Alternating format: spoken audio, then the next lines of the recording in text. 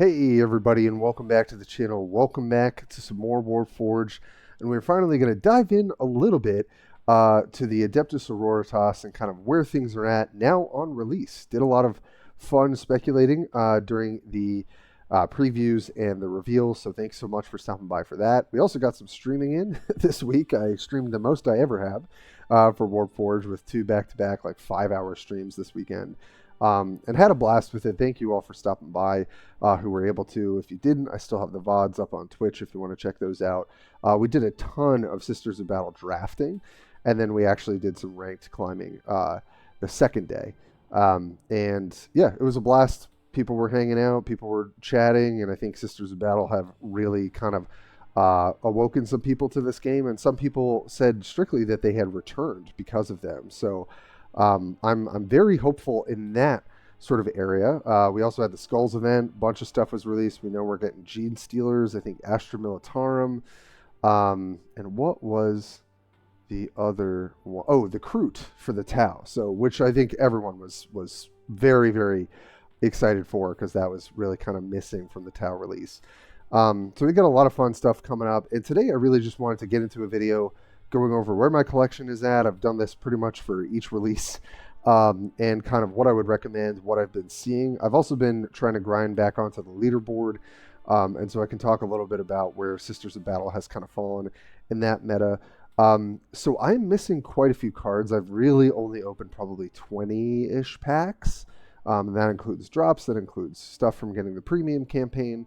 So we'll start by just kind of talking about the campaign a little bit. And then we're just basically going to build two decks throughout this video with Erica and with the Epic Warlord that I have, because I don't have Morven Vol. And we already got Ecclesiarch, himself, overseeing the Abbess and, taking care of a great deck list for her. So check that out on Ecclesiarch's channel if you have not already. So let's get into it. In terms of the campaign, I'm really just trying to truck through to see what my random legendary is. So with the premium campaign, I've been able to get that wild card as well. And I've kind of just hit up the nodes, obviously, with the packs. And then for any cards that I didn't have, I believe I've got 2 of the Battle Sister Gunner, which I think is a great card. And same with Seraphim, although this is a little less good, and we'll kind of talk about why.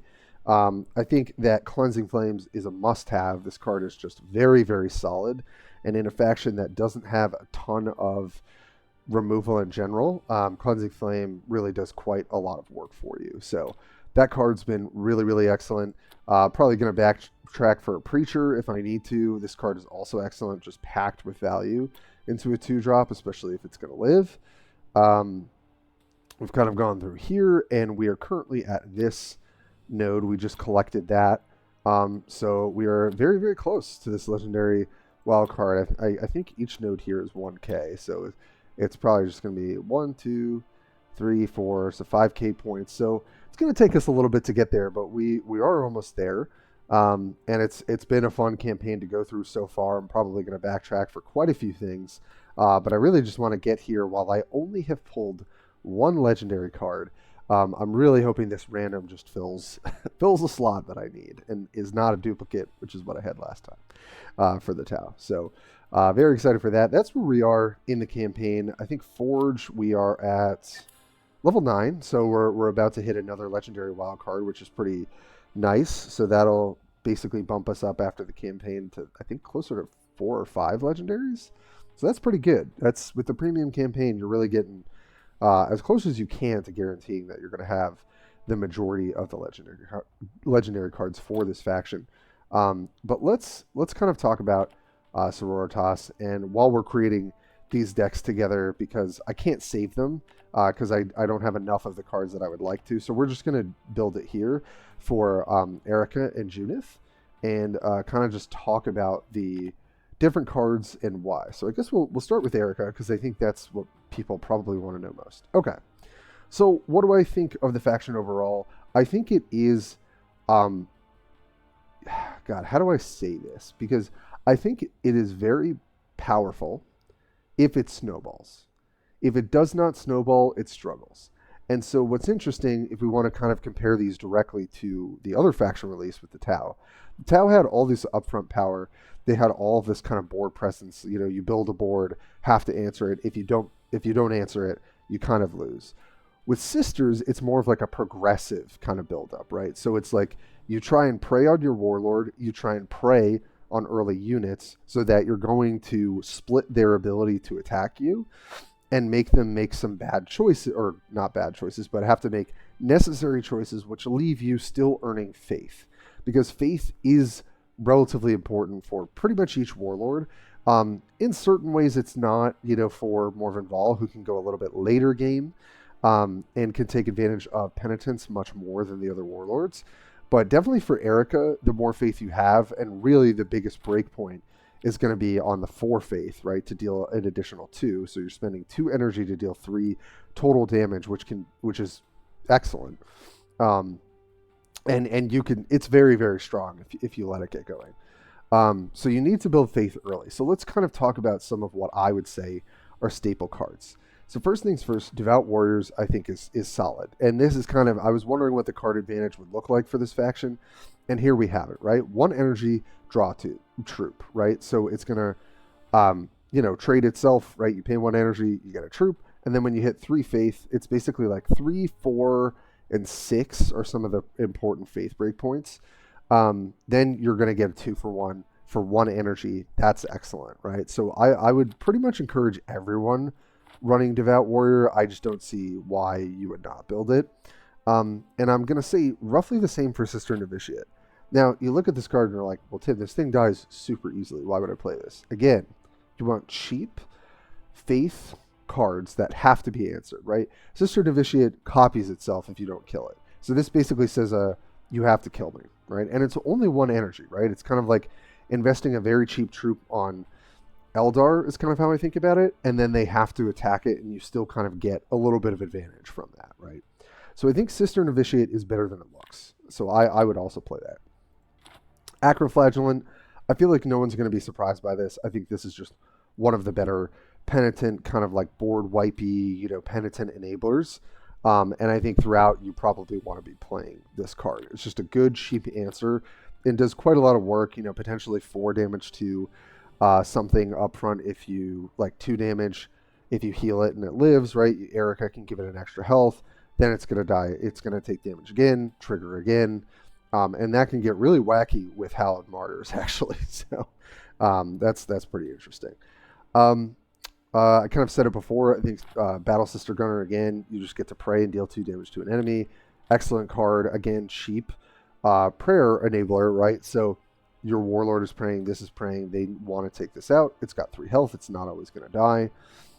So there's not a lot to say about this card. It's just, I think, very solid. Beacon of Faith. I don't know how many lists are running this card, but I would start playing this. I think in general it's pretty necessary and can kind of make for those Eldar-like turns with Galen, where you like drop a bunch of 2-drops and then you drop your Warlock that buffs everyone's health and range. This is kind of like that, right? But except health, I think, is even more important because units that can stick, right? Again, they really need to stick to be able to pray, to be able to gain faith. So I think Beacon of Faith kind of enables that. So I would probably run 2 of those. Crusader, I don't think you want to be running up front. 3 faith is not huge, but you're never going to be curving this out, and I just think drawing this later is not actually that good. So I wouldn't worry about sticking Crusader in your deck. You also got some of these other stratagems, like Moment of Grace is interesting, right? It's only for the turn, 5 energy, it replaces itself. 5 energy, 5 faith. I wouldn't be like too interested to play this right off the bat, but maybe this will be kind of a role player. For a card like this, I really feel like the faith should be lower. Just because I think getting 5 faith and sort of having this is asking for quite a lot. And I guess we can talk a little bit about changes. Prayer, I think, is potentially a very underrated card. Giving shield your turn 1 whenever early on to your warlord who's praying, or a unit, better yet, you put this on a battle sister gunner, right? That's going to be a pain for them, and it just guarantees you that faith, which is really, really important. And there is a stratagem that also does that when you're on defense as well. So I would recommend playing 2 Prayer. Trial of Suffering, I think, is better for the specific decks. I'm not huge on this card quite yet, but I could see it being decent. Blade of Faith, again, there's not a ton of removal for this faction, so I would probably play 1 to 2 of these. I only have 1 currently. Celestian, I'm still figuring out if I like. It obviously gets eaten by most of the cheap flankers in the game. When it starts praying, it buys you a ton of value. And it protects your other praying folks. So Celestian might be one of those kind of necessary evil cheap cards. Because if it doesn't get answered, then it's going to help you snowball into the mid game. So that's a card I would probably encourage people to try. Conviction of Faith, I've really been impressed by. So healing all of your units 2 is usually fine. And the armor 2 for a full turn cycle on your turn and their turn can be pretty backbreaking in the mid game. I don't know if you want to play 2 of this card in your deck starting out. I would probably try 1 and see how it feels. Again, you want to be really careful, especially with Prayer, how many stratagems you have, because you want your hands to be as consistent as possible. And if you have this real imbalance of stratagems to troops, you're going to have a hard time. So I still think this card is solid. So I would probably run 1 of it. Death Cult Assassin, if I had 2, I'd be playing 2. Again, I don't want to use my wild cards just yet. I'm going to hold off on that. And you get a ton of epic wild cards for the premium campaign. So we'll definitely have this deck probably ready to go sometime this week. And then I'll start doing deck guides on this. Death Cult Assassin just tends to get a decent amount of value. Now, in certain matchups, it sucks because it's just going to get taken out virtually for free on the 0 ranged attack and then only deal 2. And obviously, it's not guaranteed to hit a unit. I think if this card only hit units, in some ways it'd be better, some ways it'd be worse. Sometimes you can really combo off with this thing to deal quite a bit, almost like a Stern Guard Sergeant, but definitely much worse. I still think it's kind of a necessary evil for this sort of deck that can actually burn your opponent out with Erica's ability. So I would encourage playing Death Cult Assassin here. Miraculous Feat, oh boy. This card is not, the legendary for for the Ultramarines, and I'm blanking on the name. Because you need 5 faith, I would maybe run 1 of this card. I think its 3 energy invulnerable to a friendly unit is pretty awful. I had these stranded in my hand in a bunch of drafts. It felt terrible. But it is still a very powerful effect later on. And again, it's like, if you snowball, this card becomes decent. But if you don't, its floor is pretty bad. So I would not run more than 1 Miraculous Feat in general, because I just don't think it's that good. For this deck, I still think the jury's a little bit out, but Simulacrum Bearer feels like it should be in this deck. We know 5 health at 3 energy is a really good breakpoint. It being a 2/2 is a little understated, but then, as long as it doesn't get cleared, and it is going to be decently hard to clear on, when you curve it on 3D, it's going to pray and then buff itself, buff your troops. So I think I would try running to the Bearer as well. Sister Repentia actually can be quite potent, but again, you really need to be kind of, I think you have to be running more of Invol for this card to be reasonable. Cleansing Flame, put 2 of it in your deck.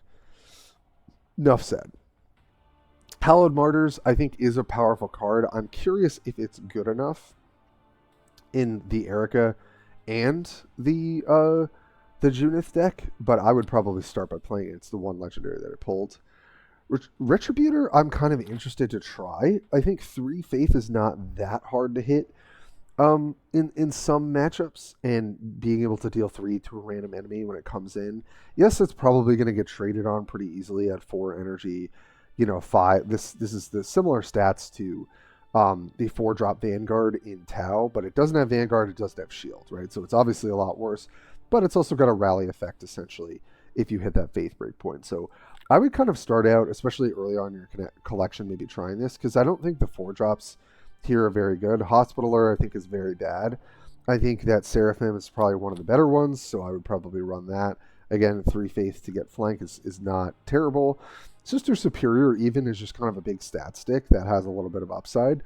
So I don't hate that card, but I would probably try Retributor in this style deck because I think this lends itself to more of an aggressive strategy. Spirit of the Martyr I think is a really interesting card. Potentially can be a bit of a board wipe in certain situations. In this deck, we're not doing a ton of penitence stuff. I still might run it as a one-of, just as a way to maybe clear or reset the board if you need to. And it does deal 1 damage to all units, so it can kind of burn your enemy warlord if you need it to. I think that could be decent.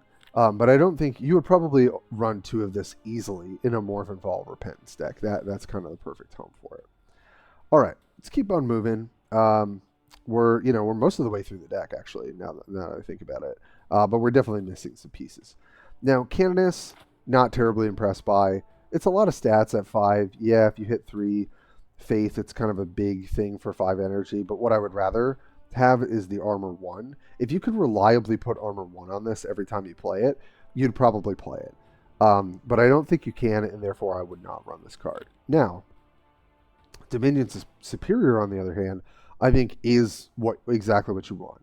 5 energy, 5 health, 4/5, just good stats all around. Deal 1 damage, and then 2 faith. Very, very low faith requirement. Deal an additional damage. I think this does plenty of work for you, and it's a common that I would encourage you to run. And what's been interesting, I think overall, we'll talk a little bit more about this as I get deeper into the video.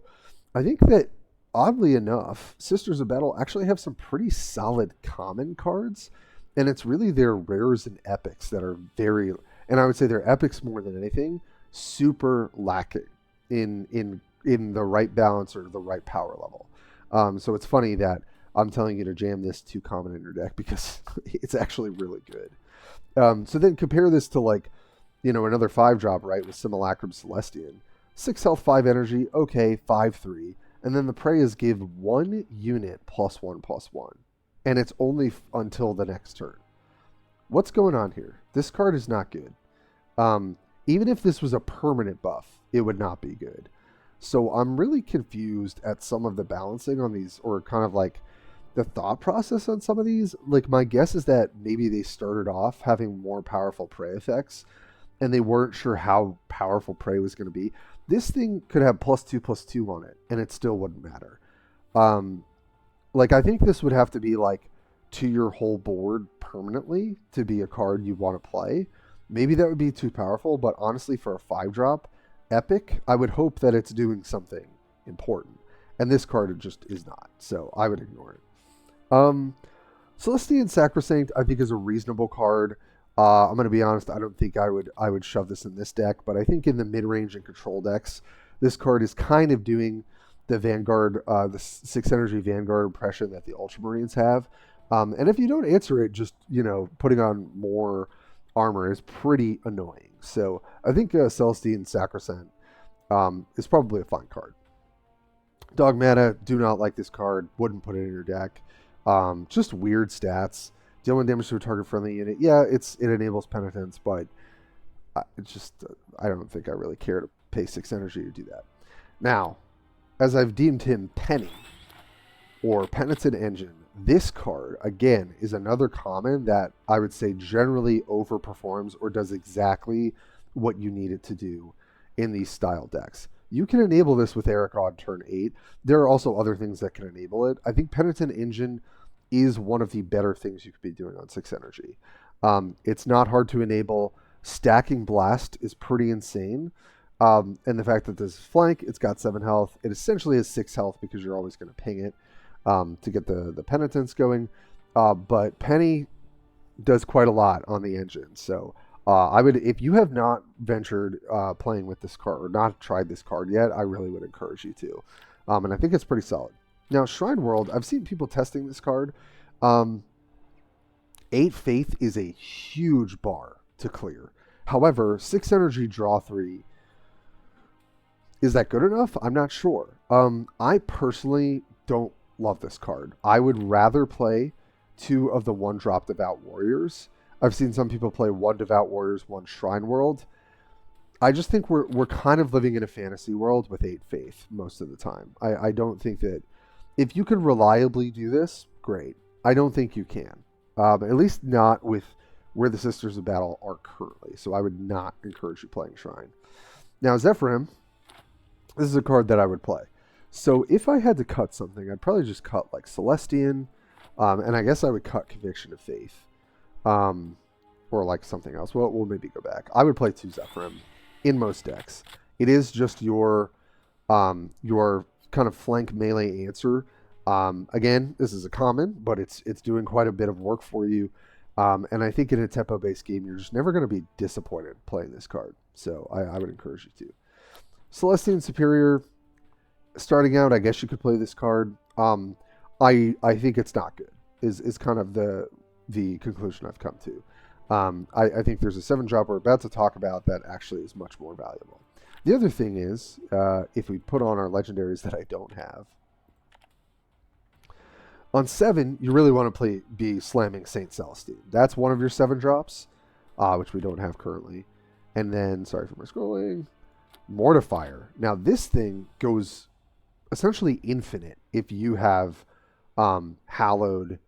What is it? It's if they have Hallowed. Yeah. So in the mirror match, if they have Hallowed Penitence or whatever it is on their Warlord whenever they take damage, deal 1, this just goes infinite. And so there was a game that I won out of nowhere because I was able to trigger the Penitence on this, which then shot their Warlord, which then triggers their Hallowed Martyr to then deal damage to my Mortifier, which goes infinite. So it did 18 damage in a turn.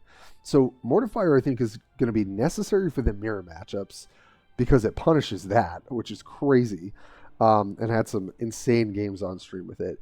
But I genuinely think this card is actually pretty good.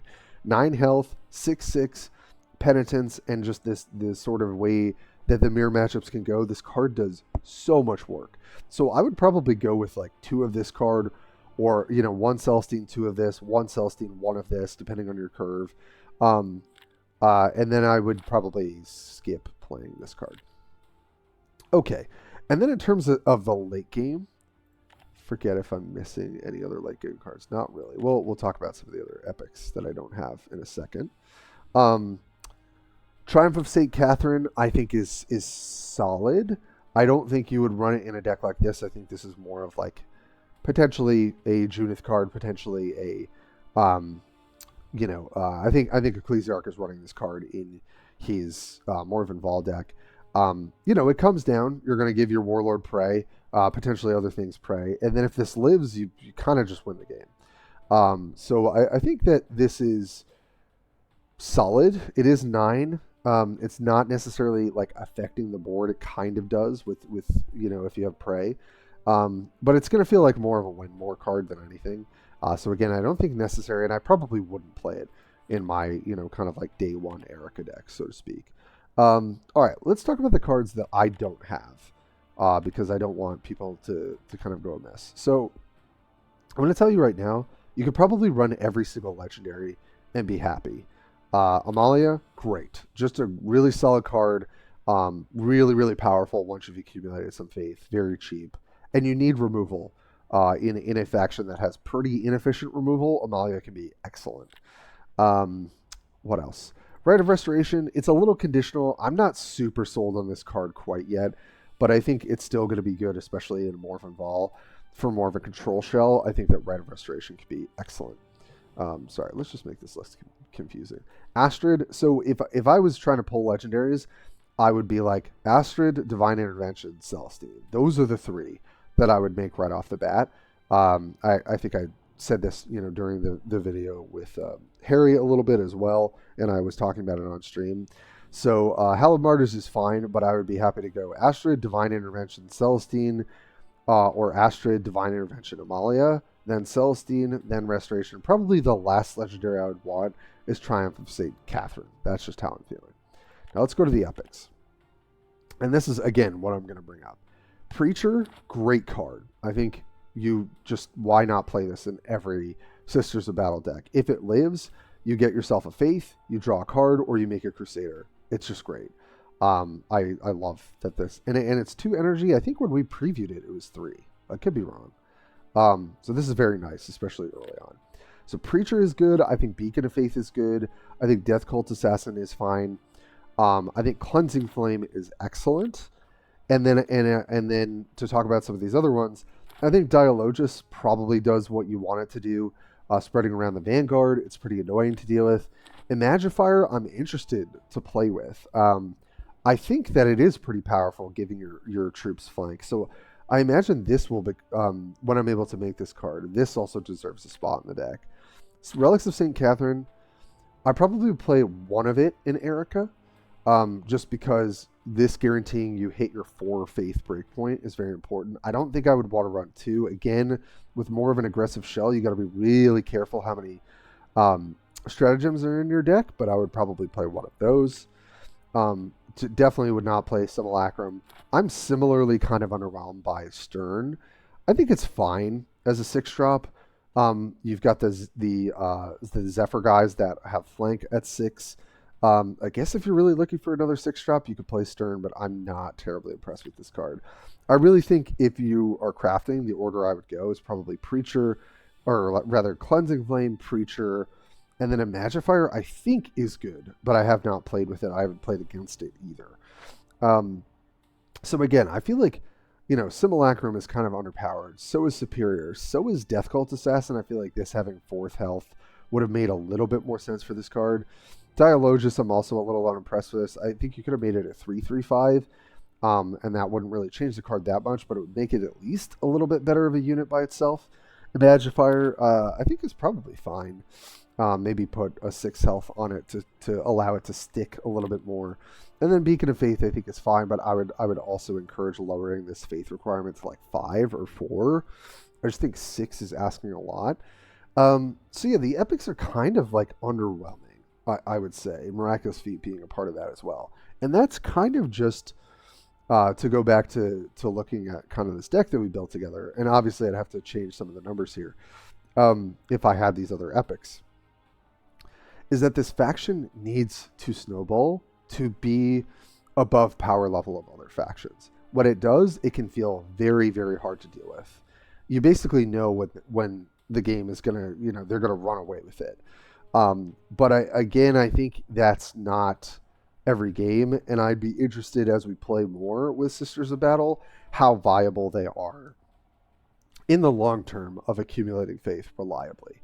I think prayer is an excellent faith enabler. I think some of these cheaper, cards that are efficient, especially things like Battle Sister Gunner. I almost wish we had another 2 or 3 drop that was kind of like this, that prayed for like damage or prayed for removal, because they essentially are good faith enablers too. But it's almost like you need more, and Preacher kind of is a good early faith enabler as well. So this is kind of how I would keep the curve low. I probably wouldn't go over 7 in this deck. I think Imagifier would be a nice 5-drop. We don't really have any 5-drops in this deck. So I'd probably clip. What would I cut? Probably Retributor. Maybe play Dialogus, maybe play Imaginer, or Imagifier. Imaginer. Just a name I guess I would prefer. Yeah, so that's kind of my general take for Erica and deck building. Honestly, because I don't have a ton of different I think I would just encourage kind of starting with this shell also for Junith. I think that Junith allows for snowballing in a way that Erica doesn't, in the sense that you could just you're probably always opting to make your Sister a battle, or Battle Sister rather, and then you're healing yourself, or you're trying to get multiple units praying early. You're kind of doing the same thing with Erica. It just looks a little different.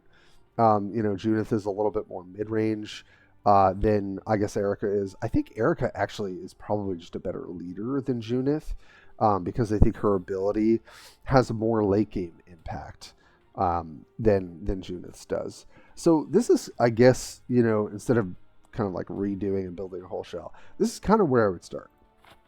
So just to review, I think Devout Warriors is great. I think Sister Novitiate is better than it looks. I think Arcoflagellant is necessary. Battle Sister Gunner, great.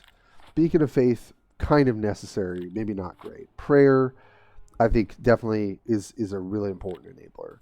And then you've got, you know, maybe a 1 of 2 of Blade of Faith. Same with Death Cult Assassin. Maybe, I don't even know if you play this card. I gotta be honest, it does not seem very good. Bearer, I think, probably deserves a slot. Cleansing Flame, absolutely. Hallowed Martyrs, not sure it's necessary in these more aggressive builds, but I think it's still pretty efficient for keeping the board clear. It's a very annoying card to have to play into. And I played into it enough now where I have to remember, like, I attack with my Warlord first, then play my units. Because it feels really bad when you do it the other way around. Retributor probably would cut as soon as you get some of these other epics. Seraphim, I think, is also cuttable, but I generally like, because hitting the 3 energy faith or 3 faith requirement is not that bad. So I would probably play this card. Spirit of the Martyr, I think, lends itself better to a less aggressive strategy, but on certain board states maybe could burn your opponent out. So I think it's a card I would want to test more. Dominion Superior, I think, is just excellent. Penitent Engine, same thing, and same with Seraphim. It's funny, we have 6 commons topping the curve that are like the best thing you can be doing on that level, because some of these epics are so bad. So I guess that's kind of my take on Sisters of Battle. I hope you guys enjoyed the video. We'll probably close things out from here. Just kind of wanted to get some of my initial thoughts out there, that, you know, some of the commons are pretty solid. Some of the rares are pretty solid. The epics are really kind of lacking in my eyes and probably need to be adjusted for this faction to have, like, longevity in being a competitive, viable strategy on the ranked ladder. And then the legendaries are all great, basically, aside from maybe the right or the 9-drop. But all the other ones are just really, really good for helping you snowball or just stick like a really nasty threat. Or Divine Intervention, which could potentially just win you the game outright, or is very, very necessary removal that you gotta have. So definitely play around with it. Let me know what you think in the comments. I'm interested to see, you know, what success you've been having. Morven Vol, I'm hoping to craft or potentially pull, so we'll see. I'll probably work on that. But Ecclesiarch's always got, you know, he's already got a great guide to that, so I don't feel too much pressure to get that out there. So yeah, thanks so much for joining me today, folks. I'm going to try and get back on doing some more content. I got a couple busy weeks coming up, so we'll try and get some videos out there. But as always, you know, thanks for sticking with me, and I will catch you guys next time.